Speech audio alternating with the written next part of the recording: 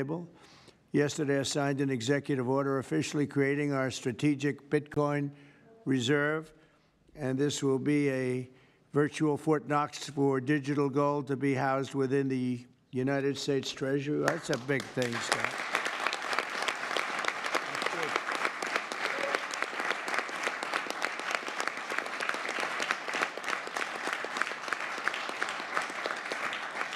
The federal government is already among the largest holders of Bitcoin, as you know, really one of the largest holders in the world, with as many as 200,000 Bitcoin obtained via civil law and various other forms of law, and including enforcement actions.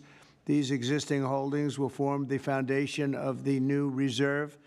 Unfortunately, in recent years, the U.S. government has foolishly sold tens of thousands of additional Bitcoin that were worth billions and billions of dollars had they not sold them, but they did sell them, mostly during the Biden administration.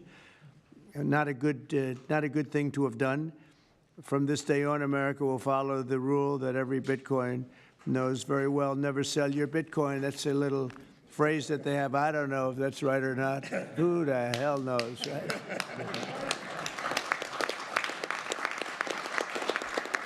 Who knows? Who knows? But so far, it's been right. And well, let's keep it that way. The Treasury and Commerce Departments will also explore new pathways to accumulate additional Bitcoin holdings for the reserve, provided it's done at no cost to the taxpayers. We don't want any cost to the taxpayers. In addition, my order directs federal agencies to conduct an inventory of all crypto assets currently held by the U.S. government and determine how they can be transferred easily to the Treasury. Non-Bitcoin digital assets will be held in a new U.S. digital asset stockpile where they will be managed properly. My administration also is working to end the federal bureaucracy's war on crypto, which was really going on pretty wildly during Biden until the election came about.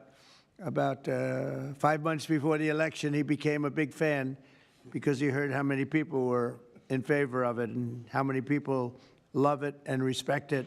But I guess it didn't work out too well for him. People understood what was going on and paved the way for groundbreaking innovations in institutional finance. Under the Bitcoin administration, regulators strong-armed banks. I mean, they really did. They strong-armed banks into closing the accounts of crypto businesses and entrepreneurs, effectively blocking some money transfers to and from exchanges, and they weaponized government against the entire industry. But I know that feeling also. Maybe better than you do. All of that will soon be over, and we are ending Operation Choke Point 2.0.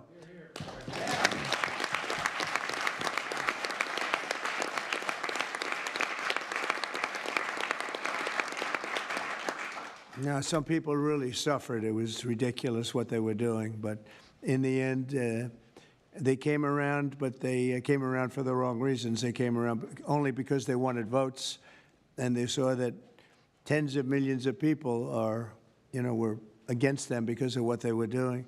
I also want to express my strong support for the efforts of lawmakers in Congress as they work on bills to provide regulatory certainty for dollar-backed stablecoins and the digital assets market. They're working very hard on that. This is a tremendous opportunity for economic growth and innovation in our financial sector, and will really go a long way. I think it's going to be a tremendous, we feel like pioneers in a way, of tremendous method of growth. And things are very much tied, and we want to keep it that way. The U.S. dollar, long into the future, we're going to keep it that way. I hope lawmakers will send that legislation to my desk before August recess if they can.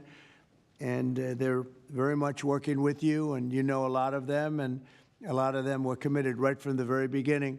So I just want to congratulate you all for being at the White House today, and a man who knows more about Bitcoin and AI and just about everything else than anybody, David Saxton. I'd like to have you say a few words, David. Thank you, Mr. President. We're all here today because of your leadership, your vision, and your generosity, and I really want to thank you for that. We're also here because of your desire to make America great and to introduce a golden age in America, including for digital assets. And we're here because of your love of innovators, or as you might say, high IQ people. Yeah, we know you love high IQ people. And we have about 30 of them here in the room today. These are the top people in the digital asset industry. And one other thing that I think that you love is legal fairness. This is an industry that was subjected to prosecution and persecution for the last 4 years, horrible lawfare, and nobody knows what that feels like better than you do. So we really appreciate the fact that you understand legal fairness and that you're always willing to fight for the right thing, for legal fairness. You never back down. You stand defiant, even in the face of an assassin's bullet. It's an inspiration to everyone in this room, I think. So it's an honor. Thank you. Thank you.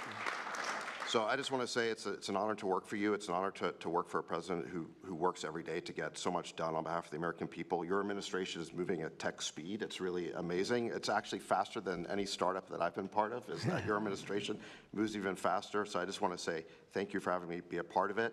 I've enjoyed every minute of it. I love working for you, and thank you again for this opportunity. Thank you, David, very much. Appreciate it. And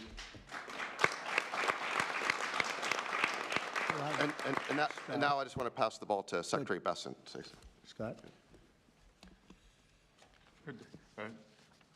David, so today, when President Trump has signed the executive order to establish the strategic Bitcoin reserve and stockpile, we're going to position the United States as a leader among nations in the digital asset strategy.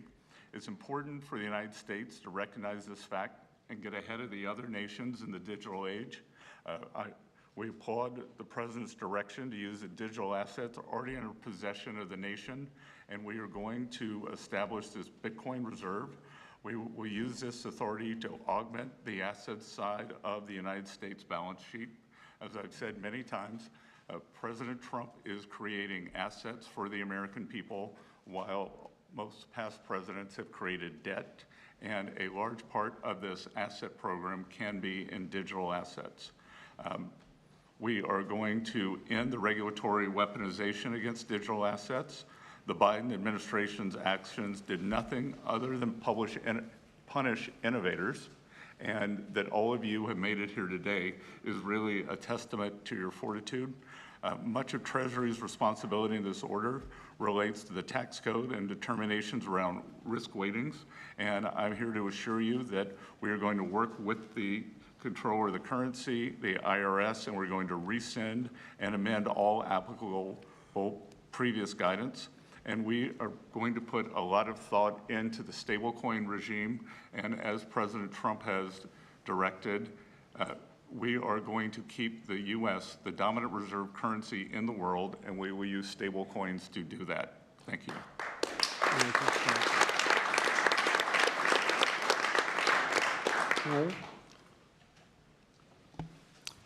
Technology is at the foundation of the Trump presidency. He understands technology, he embraces technology, and he's going to use technology to drive America forward.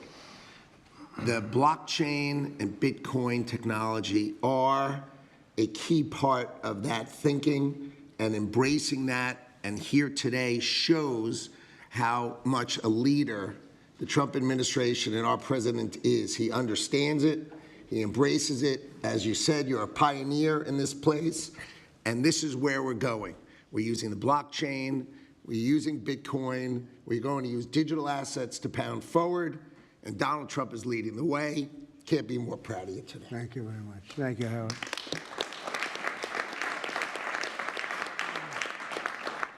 Kelly, go ahead, please.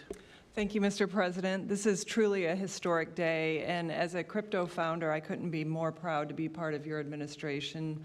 You're moving at the speed of tech for sure, and I will just say it's a great day to have the war on not just crypto, but the war on innovation done. And under your administration, we are truly going to enter into the golden age. And I'll just say, as the administrator of the SBA, small business is a tremendous network that crypto can be deployed against, and so the SBA is open to crypto. So I look forward to working with all of the leaders in this room to advance your efforts here. Thank you. Thank you, Kelly. Thank you very much. Tom, please. Well, Mr. President, I want to say thank you. I want to thank you for the amazing team that you put together. I want to thank you for David. I mean, this kind of a meeting, no one in this room could have envisioned this just a couple years ago. You are the one that has the vision. You're the one that said, we are going to do 21st century finance right here in the United States of America. I've been doing this for 9 years. It is amazing how far we've come, and that's a credit to you, Mr. President, and your leadership, and God bless you for doing this, because it's going to make a huge difference with everything else you're doing. And by the way, Americans love it. They're going crazy. Thank you, sir. Thank you, Tom. Thank you very much. Thank you. Thank you very much. Everybody else? Go ahead, please. Does anyone want to say a couple of words? Cameron or Tyler, do you want to? You're very shy in front of the Actually, camera. Cameron, I think you said something earlier that I thought was really profound. You said that a year ago, you thought it would be more likely that you'd end up in jail than at the White House. Not to put you on the spot, because you didn't do anything wrong, but that was the environment a year ago. But do you guys want to say something, either one of you? Sure, that was actually Tyler who said that. but it's Sorry, I still get mixed up. But yeah, we never thought that we'd get attacked the way we did in our backyard after trying to do the right thing for so many years and always trying to raise the bar with respect to regulations. So it's truly wonderful to see how things have changed and how the pendulum has swung back in the way that it has. And we've always felt that the U.S. should lead in Bitcoin and crypto, and it's ours to sort of lead and win. And it's just wonderful what President Trump has been doing with this, and we look forward to working together. And thanks for inviting us, David, and setting this up. Thank you. Thank you both. Please. I was just going to say thank you, Mr. President. Cameron takes credit for a lot of my things I say, so it's not the first time. But the U.S. won the internet, and the U.S. should win crypto. So thank you for your leadership on this. Thank you both very much. High IQ individuals around this table. That's what I always say. We need high IQ. So thank you very much. Would anybody like to say anything? Please. Okay, we'll come right. I just want to express my deep gratitude for the seriousness with which you're approaching our industry and how you're actually helping guide it in the right direction. I've worked with many central banks in other countries, and when I was working there, I was wondering why I, as an American citizen, can't help the United States financial system reach this higher level that the world is on course towards generally. Right. And so I'm very grateful that finally there's been a new level of kind of common sense and adoption of these ideas. Me and the other people in this room do believe that the crypto, blockchain, Web3 infrastructure is the next iteration of the financial system. And I think that the U.S. should have its leadership position continue in that new financial system. And I'm very, very happy to see people like David Sachs, Secretary Bessent, Secretary Lutnick taking this very seriously with their time, and very grateful to them too. So I'm just overjoyed to see this, and I think it is a big part of how the U.S. can continue its role in the global financial system. So thank you. Thank you very much. I thought it was very important that we stay in the front of this one. This is a big one.